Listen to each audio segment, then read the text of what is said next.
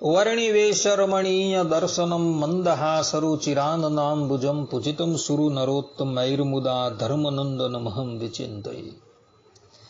असतो मा षड्गमय तमसो मा ज्योतिर्गमय मृत्युर्मा अमृतं गमय। ओम शांति शांति शांति। अस्मद्गुरु समारंभां नाथयामुन मध्यमां लक्ष्मी वल्लभ पर्यंतां वंदे गुरु परंपरा। भक्तो, विशिष्टाद्वैत मतના ક્રમિક પ્રવચનની અંદર ગયા વખતના વિશિષ્ટાદ્વૈત मतના પ્રવચનની અંદર આપણે બધાએ વિશિષ્ટાદ્વૈત मतની અંદર જે સાધનો માનવામાં આવેલા છે, અર્થાત કે પરમાત્માની પ્રાપ્તિને અર્થે જે સાધનો માનવામાં આવેલા છે તેની ચર્ચા જે છે એ આપણે પૂર્ણ કરી આવેલા। હવે આજના પ્રવચનની અંદર આપણે બધા દ્વૈત અને અદ્વૈત શ્રુતિઓનો સમન્વય જે છે એ શ્રવણ કરશું। તો બધા જ શ્રોતાગણો આ પ્રવચન જે છે એ એકાગ્ર મને કરીને શ્રવણ કરે અને એને આત્મસાત કરી લે। અદ્વૈત મતના અનુયાયીઓ અર્થાત કે શાંકર મતના અનુયાયીઓનું એવું કહેવું છે કે વેદોની અંદર જે શ્રુતિ જીવાત્મા અને પરમાત્માનું ऐक्यपणु अर्थात के अभेदपणु प्रतिपादन करे छे ने ए श्रुतिओ जे छे ए प्रबल छे अने जे जग्याए जीवात्मा अने परमात्मा वच्चे श्रुति भगवदी भेदनु प्रतिपादन करे छे ए श्रुति जे छे ए दुर्बल छे। शांकर मतना अनुयायीओ वेदोनी કેટલીક શ્રુતિઓના પ્રમાણ આપીને અદ્વૈતવાદ જે છે એ પ્રતિપાદન કરે છે। જેમ કે તૈતરીય ઉપનિષદ 2:1 ની અંદર सत्यम ज्ञानम अनंतम ब्रह्म अर्थात कि ब्रह्म सत्स्वरूप है तथा ज्ञान स्वरूप है और अनंत है। ऐतरीय उपनिषद 5:3 प्रज्ञानंद ब्रह्म अर्थात कि ब्रह्म आनंद रूप है। विज्ञानम आनंदम ब्रह्म बृहदारण्यक उपनिषद 3:9-28 अर्थात कि ब्रह्म विज्ञान और आनंद रूप है। तत्वमसि छांदोग्य उपनिषद 6:8-7 अर्थात कि तू वह ब्रह्म है। अहम ब्रह्मास्मि बृहदारण्यक उपनिषद 1:4-10 अर्थात मैं ब्रह्म हूं। अने मांडुक्य उपनिषद द्वितीय मांडुक अयम आत्मा ब्रह्म अर्थात कि यह आत्मा ब्रह्म है। आ उपरांत बीजी पण एक श्रुतिનું प्रमाण आपे छे ब्रह्मविद ब्रह्मैव भवति अर्थात कि ब्रह्म ने जाननारो ब्रह्म थाय छे। आ प्रमाणे अद्वैत मतના અનુયાયીઓ જે છે આ શ્રુતિ ભગવદીનું પ્રમાણ આપીને એવું પ્રતિપાદન કરવા જાય છે કે જીવાત્મા અને પરમાત્મા વચ્ચે કોઈ ભેદ નથી। જીવાત્મા અને પરમાત્મા જે છે એ એક જ તત્વ છે। શાંકર મતના અનુયાયીઓનું એવું કહેવું છે કે જીવાત્મા અને પરમાત્મા વચ્ચે કોઈ ભેદ નથી। શ્રુતિ ભગવદી જે છે એ પોતાના સ્વમુખે જીવાત્મા અને પરમાત્મા વચ્ચે અભેદનું પ્રતિપાદન કરે છે। એટલે વેદોની અંદર જે સ્થાનની ઉપર જીવાત્મા અને પરમાત્મા વચ્ચે ભેદનું પ્રતિપાદન કરવામાં આવેલું છે એ શ્રુતિઓ જે છે એ દુર્બળ છે। અને જ્યાં અભેદનું પ્રતિપાદન કરવામાં આવેલું છે એ શ્રુતિ પ્રબળ છે। હવે એ લોકોને પૂછવામાં આવે કે અભેદનું પ્રતિપાદન કરવામાં આવતી શ્રુતિ જે છે એ પ્રબલ કેમ અને ભેદનું પ્રતિપાદન કરતી શ્રુતિ જે છે એ દુર્બલ કેમ? તો શાંકર મતના અનુયાયીઓ જે છે એવું કહે છે કે વેદનું પ્રતિપાદન કરવાવાળી શ્રુતિ જે છે એ પહેલા પ્રગટ થયેલી છે અને અભેદનું પ્રતિપાદન કરવાવાળી શ્રુતિ જે છે એ પછી પ્રગટ થઈ છે. માટે અભેદનું પ્રતિપાદન કરતી શ્રુતિ જે છે એ પ્રબલ છે અને ભેદનું પ્રતિપાદન કરતી શ્રુતિ જે છે એ દુર્બલ છે. તો એ લોકોને પૂછવાનું કે શ્રુતિની અંદર એવા પણ વચનો જોવા મળે છે કે ભેદવાદી શ્રુતિઓ જે છે એ અભેદ શ્રુતિ પ્રગટ થઈ પછી પણ પ્રગટ થયેલી છે. જેમ કે સર્વ ખલ્વેદમ બ્રહ્મ તજ્જલાન એટલે શાંતમુપાસિત, અર્થાત કે સંપૂર્ણ જગત જે છે એ બ્રહ્મ છે અને સંપૂર્ણ જગતને બ્રહ્મ રૂપે અનુભવી એ ઉપાસક જે છે એ શાંત થઈ જાય છે અને બ્રહ્મની ઉપાસના કરે છે. હવે અહીં શ્રુતિની અંદર પ્રારંભની અંદર સર્વ ખલ્વેદમ બ્રહ્મ આ પ્રમાણેના વાક્યો આવે છે. એટલે સંપૂર્ણ જગત જે છે એ બ્રહ્મ જ છે અને પછી જે છે તજ્જલાન એટલે શાંતમુપાસિત, અર્થાત કે સંપૂર્ણ જગતને બ્રહ્મરૂપ જોઈને ઉપાસક જે છે શાંત થઈ જાય છે અને બ્રહ્મની ઉપાસના કરે છે. એટલે અહીં બીજા વાક્યની અંદર દ્વૈતનું પ્રતિપાદન થઈ જાય છે. એટલે અભેદને બતાવતી શ્રુતિ જે છે એ પ્રથમ પ્રગટ થઈ છે અને ભેદને બતાવતી શ્રુતિ જે છે એ પછી પ્રગટ થઈ છે. તો તમારો કહેવાનો અભિપ્રાય જે હતો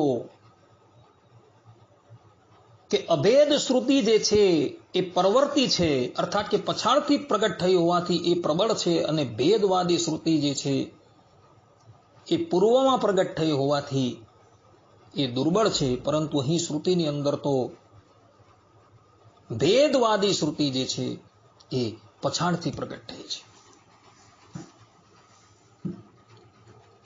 આ પ્રમાણે શાંકર મતના અનુયાયીઓ જે એવું કહી રહ્યા હતા કે અભેદવાદી શ્રુતિ પછાડથી પ્રગટ થઈ હોવાથી એ પ્રબલ છે અને ભેદવાદી શ્રુતિ પ્રથમ પ્રગટ થઈ હોવાથી એ દુર્બલ છે, એ લોકોના મતનું ખંડન જે છે એ આ શ્રુતિના વચનથી થઈ જાય છે. કારણ કે અહીં શ્રુતિ ભગવદી જે છે એ પોતાના સ્વમુખે કહે છે સર્વ ખલ્વેદમ બ્રહ્મ તજ્જલાન ઇતિ શાંતમુપાસિત. અહીં તો પ્રારંભની અંદર શ્રુતિ ભગવદી જે છે એ અભેદનું પ્રતિપાદન કરે છે અને પછી ભેદનું પ્રતિપાદન કરે છે. એટલે શાંકર મતના અનુયાયીઓ જે વાત કહેતા હતા એ વાત સંપૂર્ણપણે ગલત સિદ્ધ થઈ જાય છે. હવે આપણે દ્વૈત મતની વાત કરીએ. દ્વૈત મતના આદિ પ્રવર્તક છે મધ્વાચાર્યજી. એઓએ દ્વૈત મતનું પ્રતિપાદન કરેલું, જે પ્રમાણે અદ્વૈત મતના આદિ પ્રવર્તક જે છે એ આચાર્ય શંકર છે અને એઓએ અદ્વૈત મતનું પ્રતિપાદન કરેલું છે, તે જ પ્રમાણે મધ્વાચાર્યજીએ શ્રુતિઓના પ્રમાણ આપી જીવાત્મા અને પરમાત્મા વચ્ચે અનાદિના દ્વૈતનું પ્રતિપાદન કરેલું છે. આચાર્ય મધ્વાચાર્યજી પણ પોતાના મતની પુષ્ટિને અર્થે વેદોના પ્રમાણ આપે છે. જેમ કે શ્વેતાશ્વેતર ઉપનિષદ 6:9 ની અંદર કહ્યું છે જ્ઞાગ્યો દ્વાવજા વિશાનિશો, अर्थात कि एक ज्ञाता है दूसरा अज्ञ है, वे दोनों ही अज है, एक सर्वशक्तिमान है और दूसरा उस प्रभु के अधीन है. ऋग्वेद 1:164 20 अंदर श्रुति भगवदी कहे छे द्वा सुपर्णा सयुजा सखाया समान वृक्षम परिसस्व जाते तयोर अन्यः पिप्पलम स्वादु अति अनस्नन अन्यो अभिचाकशीति. अर्थात कि ब्रह्म और जीव रूप दो पक्षी संसार रूप एक वृक्ष पर इकट्ठे रहते हैं, दोनों की परस्पर मैत्री है। उन दोनों में एक जीवात्मा स्वीकृत कर्मों के फल को खाता है और दूसरा परमात्मा भोक्ता न होकर केवल साक्षी रूप से દ્રષ્ટા માત્ર બના રહેતા है। મુંડક ઉપનિષદની અંદર કહ્યું છે, સમાને વૃક્ષે પુરુષો નિમગ્નઃ અનિસયા શોચતી મુહ્યમાનઃ જુષ્ટમ યદા પશ્યતિ અન્યમીશમ અસ્ય મહિમાનમ ઇતિ વીત શોકઃ।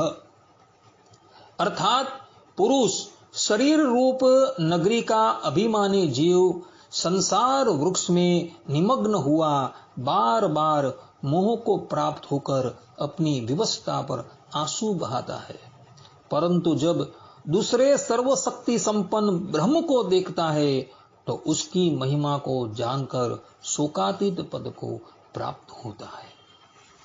आ प्रमाणे मध्वाचार्यजीए પોતાના મતની સિદ્ધિને અર્થે વેદોની શ્રુતિના પ્રમાણ આપેલા છે।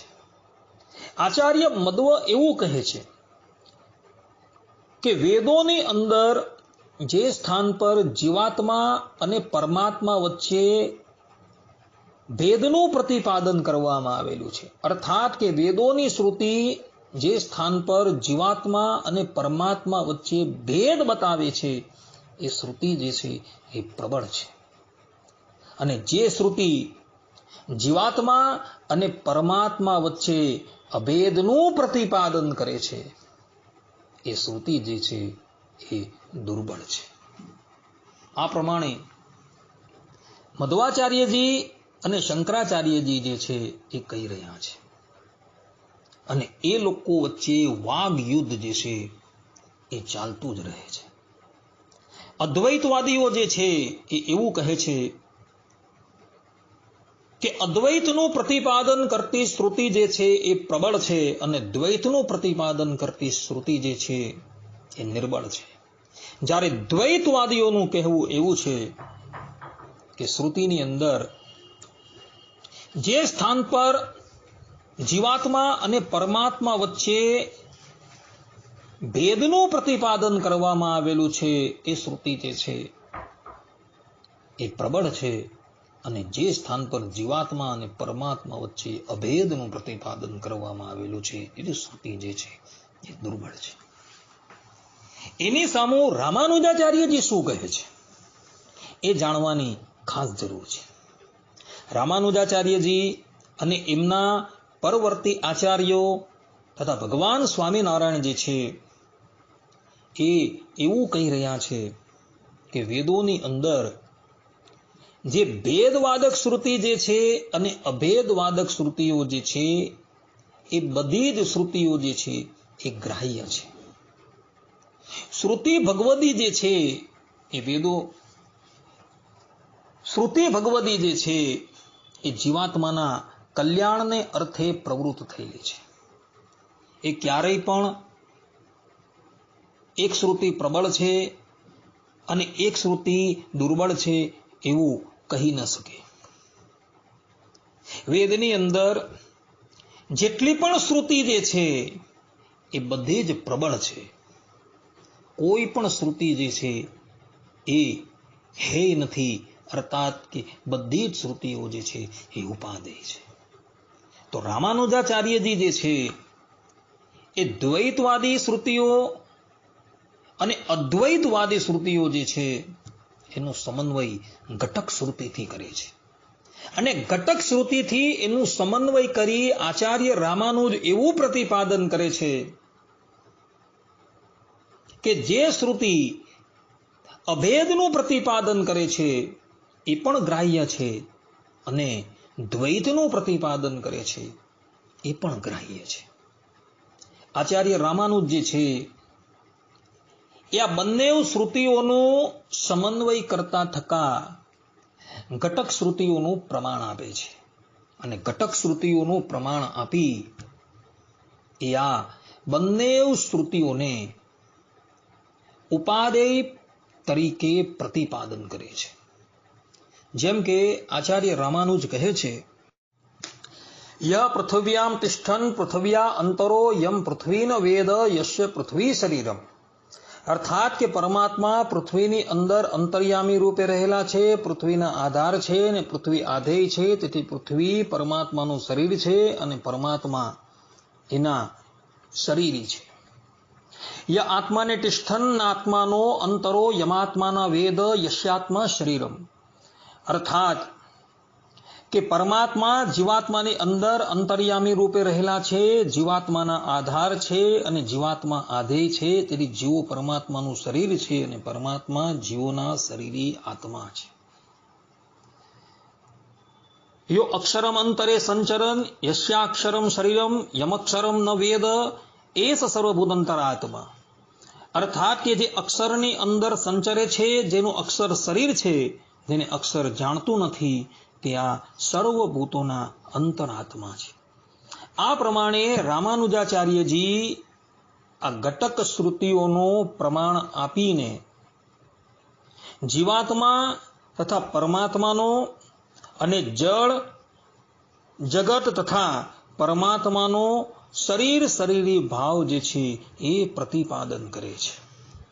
આચાર્ય રામાનુજ જે છે એ વિશિષ્ટાદ્વૈતી છે અને એઓએ આ ઘટક શ્રુતિઓનું પ્રમાણ આપીને એવું પ્રતિપાદન કરેલું છે કે શ્રુતિઓ જે છે એ જીવના કલ્યાણને અર્થે પ્રવર્તેલી છે.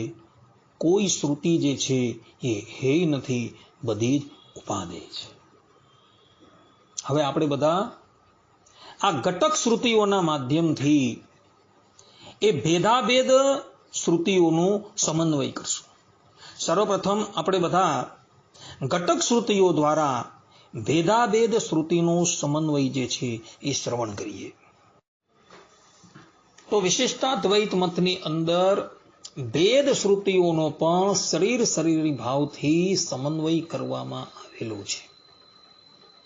જેમ જળ જગત અને જીવ આ બંને ઈશ્વર થકી ભિન્ન છે, પણ તેઓ એકદમ ભિન્ન નથી. ભિન્ન હોવા છતાં પણ એ ઈશ્વરની સાથે સંલગ્ન છે. એમ યસ્યાત્મા શરીર યસ્ય પૃથ્વી શરીર ઇત્યાદિ ઘટક શ્રુતિઓ દ્વારા પ્રતિપાદન કરવામાં આવેલું છે. આને આપણે એક લૌકિક દ્રષ્ટાંતથી સમજીએ. જેમ આપણું આ પંચભૂતનું શરીર છે, એ શરીરની અંદર રહેલો શરીરી જીવાત્મા જે છે એ તત્વે કરીને એ આ શરીર થકી પૃથક છે. છતાં પણ આપણે શરીરને જીવાત્મા થકી ક્યારેય પણ પૃથક કરી શકતા નથી. આ શરીર જે છે એ આધેય છે અને જીવાત્મા જે છે એ શરીરનો આધાર છે. તે જ પ્રમાણે જીવો અને જળ જગત આ બંને પરમાત્માના શરીર છે અને પરમાત્મા જે છે એ બંનેના શરીરી આત્મા છે. અને તેથી જીવાત્માઓ અને જળ જગત તત્વે કરીને શરીરી એવા પરમાત્મા થકી તદ્દન પૃથક હોવા છતાં પણ પરમાત્મા થકી ક્યારેય પણ જુદા પડી શકતા નથી. જેમ દેહ થકી જીવાત્મા છે એ અત્યંત પૃથક છે, છતાં પણ એ દેહ થકી એ જીવાત્મા જે છે એ ક્યારેય પણ પૃથક રહી શકતો નથી. તેમ આ સંપૂર્ણ જગત છે એ પરબ્રહ્મ પરમાત્માનું શરીર છે અને પરબ્રહ્મ પરમાત્મા જે છે એ પોતાના શરીરની અંદર વ્યાપીને રહેલા છે. સંપૂર્ણ જગત અને પરમાત્મા એ બંને ભિન્ન છે, પૃથક છે, છતાં પણ એઓ એકબીજાથી પૃથક ક્યારેય પણ રહી શકતા નથી. જીવાત્મા તત્વ છે તે અને જળ તત્વ એ આધેય છે અને પરમાત્મા એ બંનેના આધાર છે. જેમ આપણા શરીર થકી જીવાત્મા ભિન્ન છે, તેમ જીવો અને જળ જગત થકી પરમાત્મા પણ ભિન્ન છે. છતાં પણ એ બંને જણા એકબીજાથી ક્યારેય પણ ભિન્ન રહી શકતા નથી, અર્થાત સ્વતંત્રપણે રહી શકતા નથી. આ રીતે વેદ શ્રુતિઓ જે છે તેનો ઘટક શ્રુતિ જે છે એ સમન્વય કરે છે. મધ્વાચાર્યજી ભેદનું પ્રતિપાદન કરે છે કે જીવ અને જગત જે છે અને જગદીશ્વર જે છે એ સાવ પૃથક જ છે. પરંતુ મધ્વાચાર્યજીએ જે ભેદનું પ્રતિપાદન કરેલું છે એ ભેદની અંદર દૂષણ ઘણું આવે છે. દ્વૈત સિદ્ધાંતની અંદર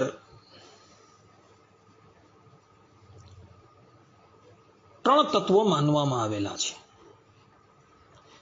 પરંતુ એ ત્રણેય તત્વોનો પરસ્પર સંબંધ શું છે એ પ્રસ્થાપિત કરવામાં આવેલું નથી. એની અંદર આ એક મહાન દોષ રહેલો છે અને એટલે માટે દ્વૈત સિદ્ધાંત જે છે એ માન્યમાં નથી આવતું. જ્યારે વિશિષ્ટાદ્વૈત સિદ્ધાંતની અંદર ત્રણ તત્વો સ્વીકારવામાં આવેલા છે, પરંતુ ત્યાં સ્પષ્ટપણે કહ્યું છે કે જગત અને જીવાત્મા એ પરમાત્માનું શરીર છે અને પરબ્રહ્મ પરમાત્મા એના શરીર છે. જીવાત્માઓ અને જગત જે છે એ જગદીશ્વરથી ભિન્ન છે, છતાં પણ એ જીવાત્માઓ અને જગત જે છે એ જગદીશ્વરનું શરીર છે અને શરીરથી શરીરી પરમાત્મા જે છે એ ક્યારેય પણ ભિન્ન રહી શકતા નથી. આ પ્રમાણે વિશિષ્ટાદ્વૈત મતની અંદર ત્રણ તત્વો માનીને પણ એ ત્રણ તત્વો વચ્ચે શરીર શરીરી ભાવ સંબંધ જે છે એ સ્વીકારવામાં આવેલો છે. એટલે વેદ શ્રુતિનો સમન્વય જે છે એ વિશિષ્ટાદ્વૈતીઓ આ પ્રમાણે કરે છે. વેદ શ્રુતિ જે છે એ પણ માન્ય છે. અદ્વૈતીઓ જે છે એ એવું કહી રહ્યા છે કે વેદ શ્રુતિ જે છે એ દુર્બળ છે એટલે અમાન્ય છે, પરંતુ વિશિષ્ટાદ્વૈતીઓ કહી રહ્યા છે કે વેદ શ્રુતિઓ પણ જે છે એ માન્ય છે અને એનો ઘટક શ્રુતિઓ દ્વારા સમન્વય કરી શકાય છે. આ પ્રમાણે ભક્તો ઘટક શ્રુતિઓ દ્વારા વેદ શ્રુતિનો સમન્વય જે છે એ વિશિષ્ટાદ્વૈતીઓએ કરેલો છે. હવે આપણે ઘટક શ્રુતિઓ દ્વારા અભેદ શ્રુતિઓનો સમન્વય કરીએ. ઘટક શ્રુતિઓ દ્વારા અભેદ શ્રુતિઓનો પણ બહુ સુંદર રીતે સમન્વય જે છે એ સાધી શકાય છે. આ બાબતને આપણે એક લૌકિક દ્રષ્ટાંતથી નિહાળીએ. જે પ્રમાણે આપણું શરીર અને જીવાત્માનો અવિનાભાવ સંબંધ અર્થાત કે અભેદ સંબંધ કહેલો છે, તેમાં આપણા શરીરનું અસ્તિત્વ જે છે એ જીવાત્માને લઈને છે. જીવ વિના આપણા શરીરનું કાંઈ પણ અસ્તિત્વ રહેતું નથી. જ્યારે શરીરમાંથી જીવાત્મા નીકળી જાય છે ત્યારે બીજી જ ક્ષણે શરીરનું અસ્તિત્વ જે છે એ સમાપ્ત થઈ જાય છે અને સબનું અસ્તિત્વ જે છે એ આવી જાય છે. આ રીતે જીવાત્માને લઈને શરીરનું અસ્તિત્વ છે. જ્યાં સુધી શરીર જીવાત્મા છે ત્યાં સુધી જ શરીર છે અને શરીરી જીવાત્મા જો નથી તો શરીર પણ નથી. શરીર તો એનું એ જ દેખાતું હોવા છતાં જીવાત્માના અભાવને કારણે તેને સબ કહેવાય છે, પરંતુ શરીર કહેવાતું નથી. આ પ્રમાણે આપણું શરીર અને જીવાત્મા આ બંનેનો અભેદ સંબંધ કહેલો હોવાથી હું મનુષ્ય છું, હું દેવ છું એવો વ્યવહાર થાય છે. હું મનુષ્ય છું, હું દેવ છું. આ વાક્યમાં મનુષ્ય અને દેવ આ બંને શરીરવાચક શબ્દો છે, છતાં પણ અભેદ સંબંધને કારણે શરીરથી વિશિષ્ટ એવા જીવાત્માના વાચક બને છે. અને તેથી હું મનુષ્ય છું એટલે મનુષ્ય શરીરથી વિશિષ્ટ હું છું. હું દેવ છું એટલે દેવ શરીરથી વિશિષ્ટ હું છું. જીવાત્મા એ કાંઈ મનુષ્ય પણ નથી અને દેવ પણ નથી. કારણ કે જીવાત્મા જે છે એ તો મનુષ્યત્વ અને દેવત્વ આ બંનેથી વિલક્ષણ છે. છતાં પણ અભેદ સંબંધને કારણે તે શરીરવાચક શબ્દોથી કહેવામાં આવે છે.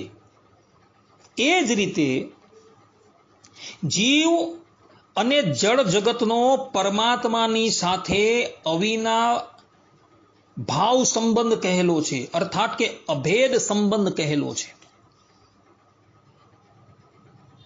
કહેવાનું તાત્પર્ય એ છે કે જીવ અને જળ જગતનું અસ્તિત્વ જે છે એ જગદીશ્વર એવા પરબ્રહ્મ પરમાત્માને લઈને જ છે.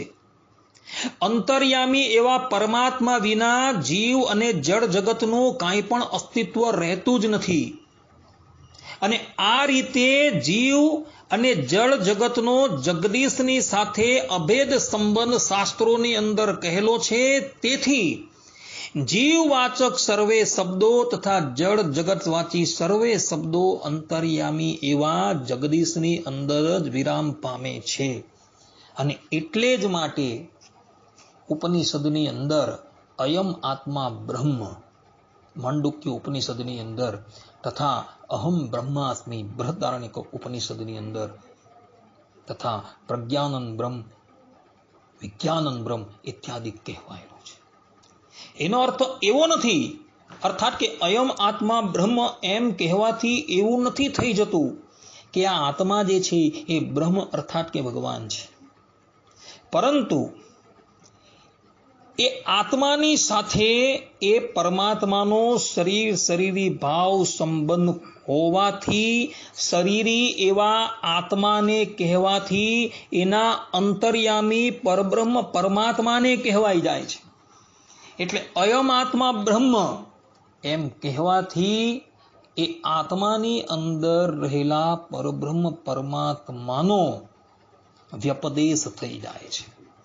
અહમ બ્રહ્માસ્મિ એમ કહેવાથી કે જીવાત્મા પોતે બ્રહ્મ અર્થાત કે ભગવાન નથી, પરંતુ એ જીવાત્માની અંદર રહેલો જે પરમાત્મા જે છે એ બ્રહ્મ કહેવાય છે.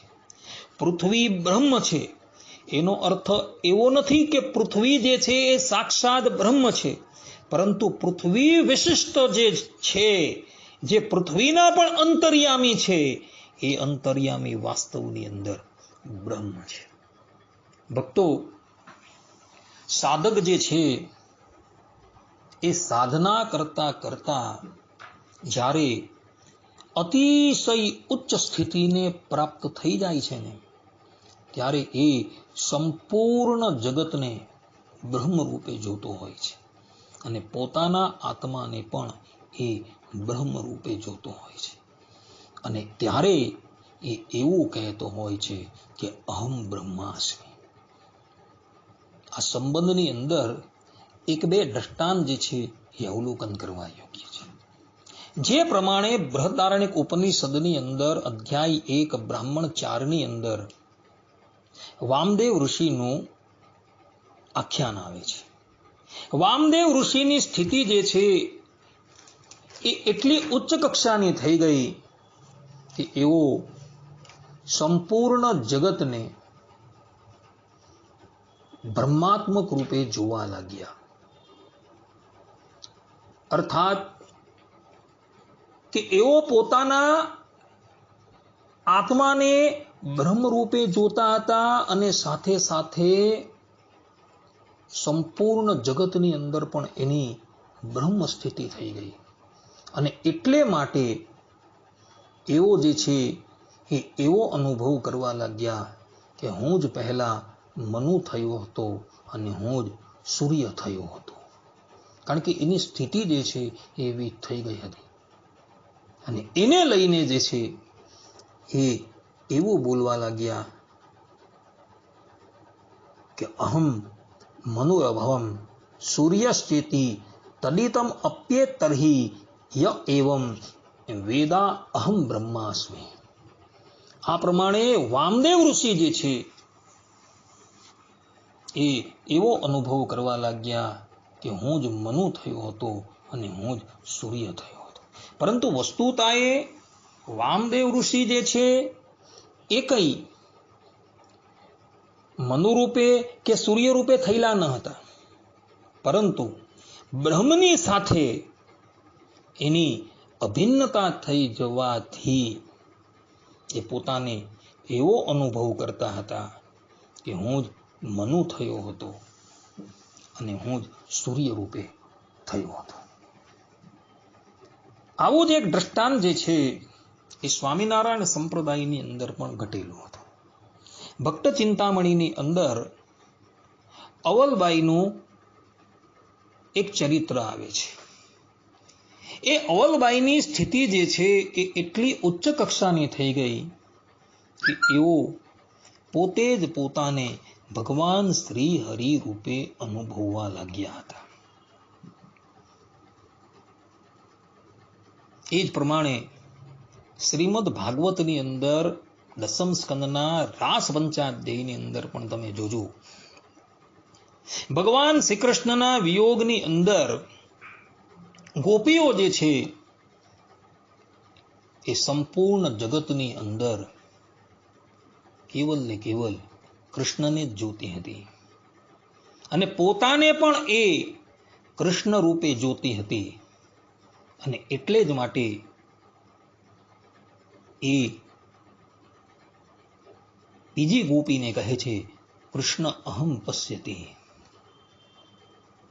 કહેવાનું તાત્પર્ય એ છે કે જ્યારે સાધક જે છે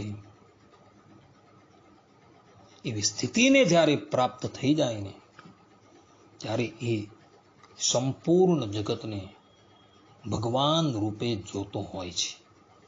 અને તે વખતે એ એવું કહેતો હોય છે કે અહમ બ્રહ્માસ્મિ, અયમ આત્મા બ્રહ્મ સો અહમ. પણ વસ્તુતાએ એ નથી, પરંતુ એ એનાથી ભિન્ન છે. એટલે શાસ્ત્રોની અંદર જે અભેદ શ્રુતિઓ આવે છે તેનો તાત્પર્ય જે છે એ તાત્પર્ય શરીરી ભાવ પર જ ઘટાડવાનો છે.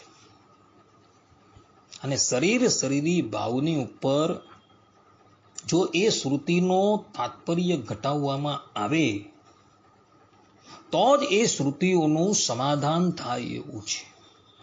અન્યથા અદ્વૈતવાદી શ્રુતિઓ છે